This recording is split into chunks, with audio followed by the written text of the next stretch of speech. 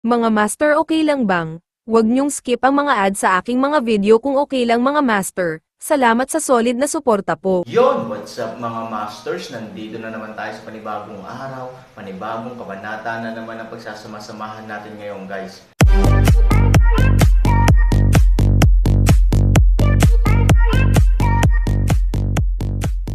Bali mga masters, kung bago ka pa lang po sa aking YouTube channel, please click the subscribe button, lalong-lalo na po yung notification bell guys, para maging connected pa rin tayo sa isa't isa at maging updated kayo sa mga susunod ko pang video.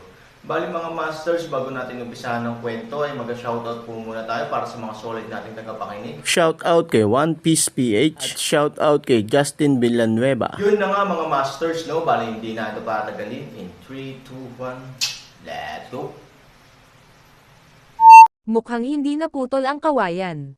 Sa di kalayuan, magkahalong damdamin sa mga oras na ito ang ilang mga alagad ng pagputol ng kawayan, na napag-usapan na ito kagabi, at nagbayad sa aksyon ngayon. Sabi mo surprise, parang hindi na binibilang. Kung sasabihin mong expected na, parang hindi mo na ito mapag-usapan. Kumain ka na ng almusal at pumunta ka sa liga para ayusin ang bahay mamaya. Nagbulungan muli ang ilang tao at tahimik na nagretiro. Si Hong Luan ay nasa gulo at kinakain ang nasunog na tableta. Anong ibig sabihin nun? Tinapik siya ni Ning Yu sa balikat, okay lang. Laging ganito sa unang pagkakataon. Masanay ka na lang. Mag-almusal ka na. Anyway, kahit papaano ay hindi gaanong masama ang pagkain mo ngayon. Pagkatapos noon, si Ning Yu at ang isang grupo ng mga disipulo, halos walang anumang utos, ay umasa lamang sa tahimik na pag-unawan ng isa't isa at bumalik sa silid upang mag-almusal. Sa bahay na kawayan, sa umiikot na itim na usok, may huminga. Sa pag-atake ni Chi, mahinang nakita ang madilim na mukha ng kumalat ang usok. Dilat na dilat ang kanyang mga mata. Sa wakas, lumitaw ang isang maliit na puti. Tumulo ang luha sa kanyang mga mata at naghugas ng dalawang puting marka. Sinakal ako ng nanay ko hanggang sa mamatay, shit. Bukod kay Han Sanchen, sino kaya ito? Kumapak ang kanyang mga kamay, sinubukan niyang iwaksi ang usok, ngunit kalaunan ay lumubog sa itim na usok ang mga kamay na pumapalpak. Hindi ako makatiis, hindi ako makatiis. Tumulo ang luha ni Han Sanchen, at napabuntong hininga siya. Maya-maya, isang hininga ang diretsong pinakawalan sa kanyang katawan. Boom! Sa ilalim ng pag-atake ng mga alon ng hangin, ang itim na usok ay tuluyang naglaho sa lahat ng direksyon tulad ng isang punong nagkakalat sa isang kuneho. Damn it, hindi ba? Nang mawala ang usok, nang muling itinoon ni Han Sanchen ang kanyang mga mata sa buong silid, saglit siyang natulala. Ano ito? Itim ang buong screen ng kwarto. Alinman ito ay pinausukan at pinaitim ng direkta, o ang itim na abo ay direktang sumasaklaw sa ilang makapal na layer. Anyway, ang silid ay ganap na madilim. Maayos naman ang bahay noon, pero ngayon, hindi ko na kayang tumira dito. Shit, gumagawa ng pills at nag-aaksaya ng mga gamot ang ibang tao. Waste house ito. Aaron ay nalulumbay at walang magawa. Isa pang enerhiya ang itinapon at ang lumang itim na abo sa Double Dragon Tripod ay itinapon. Pagkatapos, maingat na naglakad ang mga kalakal patungo sa tripod. Matapos maamoy at maamoy, medyo nag-alala si Han Sanchen. Hindi niya alam kung ano ang mangyayari sa dan sa tripod kung gagawin niya itong silang hugis. Shit, masakit isipin. Pagkatapos ng lahat, bagamat ang mga bagay na ito ay itinanam ng ating mga sarili, sa madaling salita, ang mga bagay na ito ay hindi ibinibigay ng walang kabuluhan. Halos lahat ng mga ito ay mga top-level na kalakal na may mataas na kalidad. Kung sila ay layaw, sino ang hindi makakaintindi? Gayunpaman, sa pagtingin sa pinangyarihan ng krimen na halos ginawa ng kanyang sarili, si Han Sanchen ay walang ideya na magdasal. Noong nakaraan, siya ay parang bata, nagdarasal para sa isang magandang produkto bago buksan ang kaldero. Ngayon, hindi niya ginawa. Isa lang ang naisip niya. Ididikit niya ito, ngunit makakain niya ito. Huminga ng malalim. Walang pagkainip o pag-asa. Naroon lamang ang kalmado ng paulit-ulit na pagbagsak at ang hangganan ng pagbagsak hanggang sa mga daliri. Kumain ka na lang, kumain ka na lang. Hindi nakakatakot na mag-aksaya ng mga panggamot na materyales. Kung tutusin, may pera si Han 3,000. Mabibili niya ang mga ito. May lupa din siya. Malaking bagay na itanim muli ang mga ito.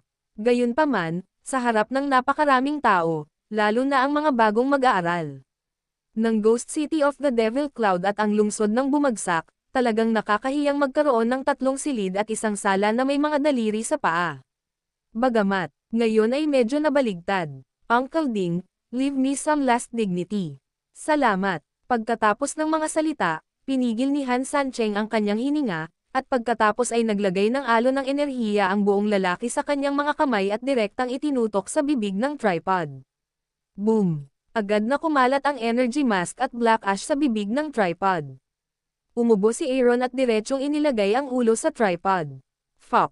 Ibinuka ni Han Sanchen ang kanyang bibig. Storytelling channel sa YouTube. Sure enough, I didn't disappointed. Sure enough, invincible ang nanay niya. Natigilan si Han Sanchen. Muntik na siyang malagutan ng hininga.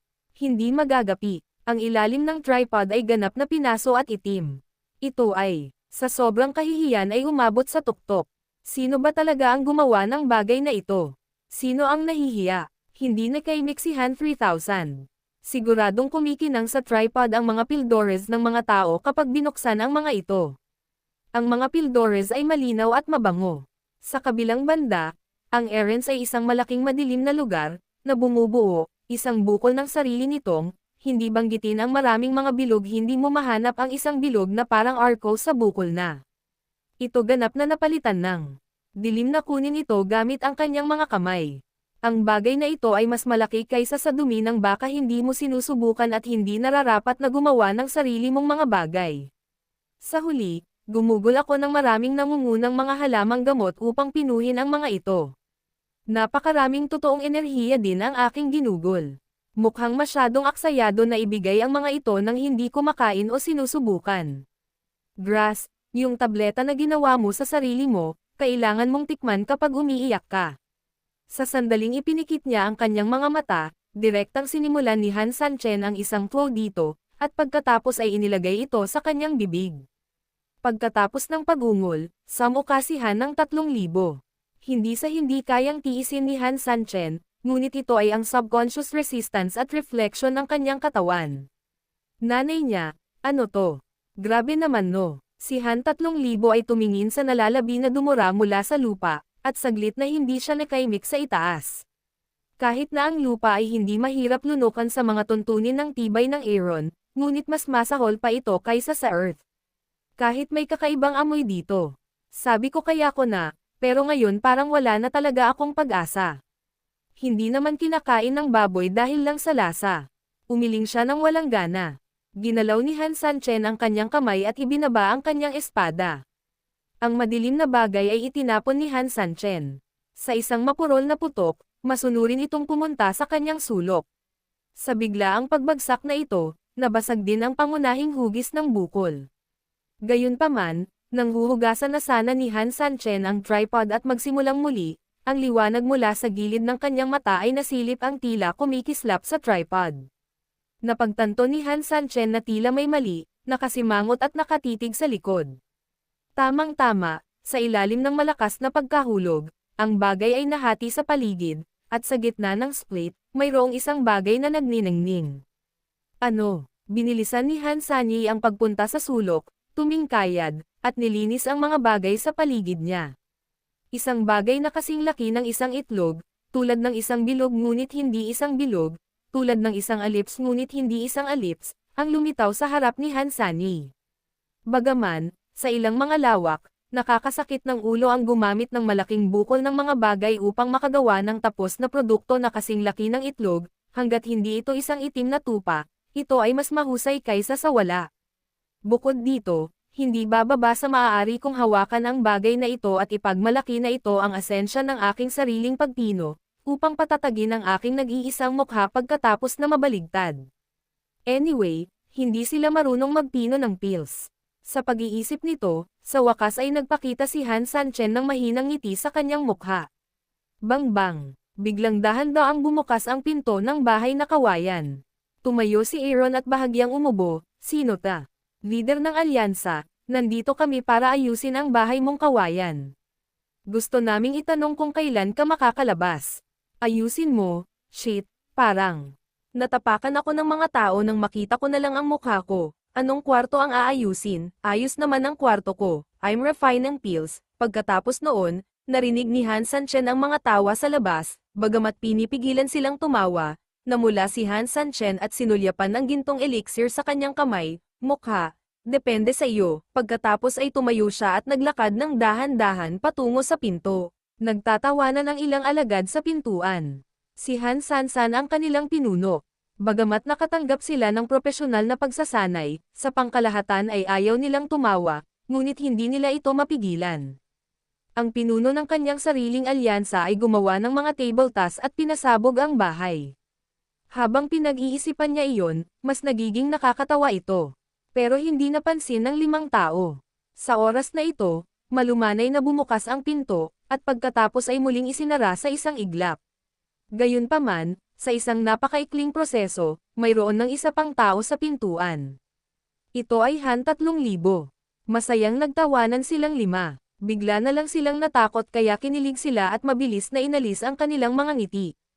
Alyansa. Leader ng alyansa. Bahagyang tumango si Aaron, ngunit nanatili ang kanyang mga mata sa isang tumpok ng kawayan sa likod ng 5 tao. Sobra na talaga. Nakakahiya kay Chagwoga. Ubo. Actually, maraming level ng alchemy. May low level at high level. Ang low level ay nakakapag-produce lang ng ilang low level na gamot na mukhang maganda pero may average effect lang talaga. Yung high level lang ang nakakagawa, gumawa ng talagang kapaki-pakinabang na magical pill. Pero dapat mo ring malaman na kapag mas advanced ito, mas magiging komplikado ang pamamaraan nito. Ibig sabihin, maaaring kakaiba ito sa mata ng mga ordinaryong tao. Oo.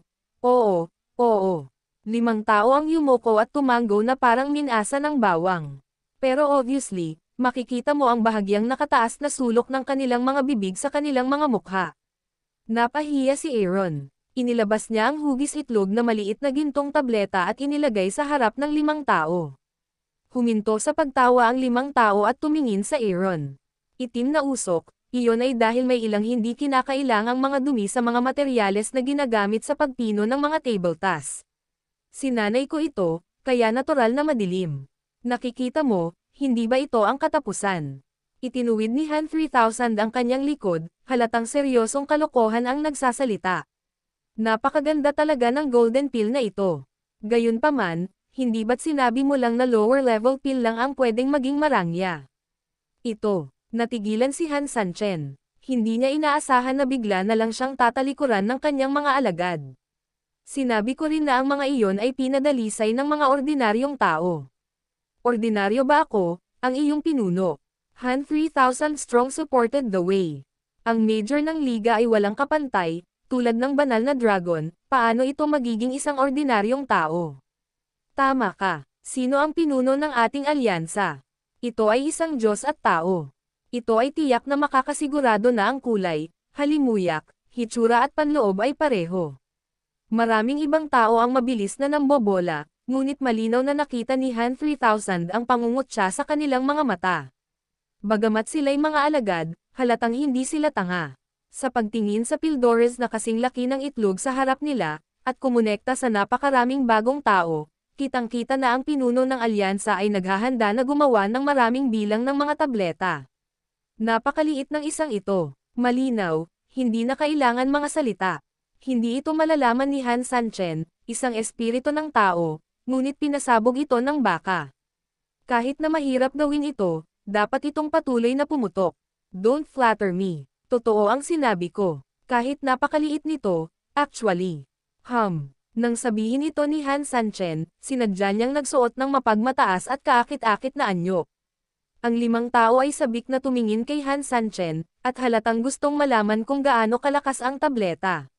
Dahil dito ay bahagyang bumalik ang mukha ni Han Sanchen, at nawala rin ang pagiging vanity ni Han Sanchen. I tell you, it's amazing. Masasabing masinsinan kong trabaho. Itapon mo, na lang, hehe, at malaki ang pag-improve ng mga accomplishments mo. Nang marinig ito, tumingin ang 5 tao sa Aaron na may nagmamakaawang mga mata. Gayunpaman, kitang-kita na hindi sila kayang bigyan ng Aaron. Hindi naman maramo ang Aaron, pero kayang magyabang ng bakang iyon. Ngunit sa sandaling kainin nila ito, ang mga baka ay masisira. Huwag mo nang isipin. This pill is my treasure. I can't bear to eat it. Bumalik ka na at magpahinga. Siya nga pala, sabihin mo sa kanila na maghintay. Ngayong araw ay nagsimula akong magpino ng pills para sa kanila. Bumagsak ang mga salita ni Han Sanchen, at hindi niya maiwasang mapabuntong hininga na siya ay matalino. Nilaibat lang niya ang bagay na ito. Paano niya nagagawang walang utak? Ngunit nang si Aaron ay lihim na nasiyahan at ang 5 disipulo ay malapit nang umalis, isang magandang boses ang sumabad sa lahat ng ito, ano ang iyong pinag-uusapan? Mukhang napakasaya mo. Yun na nga mga masters, no? Bali panibagong kabanata na naman yung natapos natin ngayong gabi. Muli, maraming salamat po talaga sa walang sawang suporta po sa aking YouTube channel na talagang inaabangan nyo po ang bawat upload ko po. Bali mga masters, magkita-kita ulit po tayo bukas ng gabi at ngayon po ay magpapaalam po muna tayo. Bali mga masters, bye-bye!